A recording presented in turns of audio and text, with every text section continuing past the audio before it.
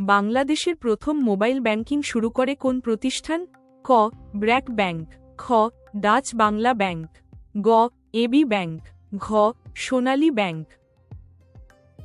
বাংলাদেশে প্রথম মোবাইল ভিত্তিক আর্থিক সেবা চালু করে ডাচ বাংলা ব্যাংক। 2011 সালের 31 মার্চ ব্যাংকটি তাদের মোবাইল ব্যাংকিং সার্ভিস উদ্বোধন করে, যা পরবর্তীতে রকেট নামে পরিচিত হয়।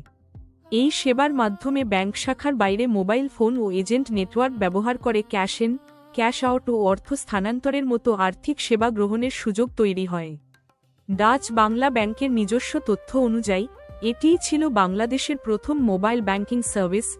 বাণিজ্যিক কার্যক্রম শুরু হয় 15 মে 2011। পরবর্তীতে এপ্রিল 2013 থেকে বহু প্রচলিত বি-ক্যাশ সহ অন্যান্য এমএফএস প্রোভাইডে যুক্ত হওয়ায় বাংলাদেশে মোবাইল আর্থিক সেবার ব্যাপক প্রসার ঘটে। বাংলাদেশ ব্যাংকের বর্তমান এমএফএস প্রোভাইডার তালিকাতেও রকেটের প্রতিষ্ঠান হিসেবে ডাচ বাংলা ব্যাংক দেখানো হয়েছে। সঠিক উত্তর খ. Dutch Bangla bank.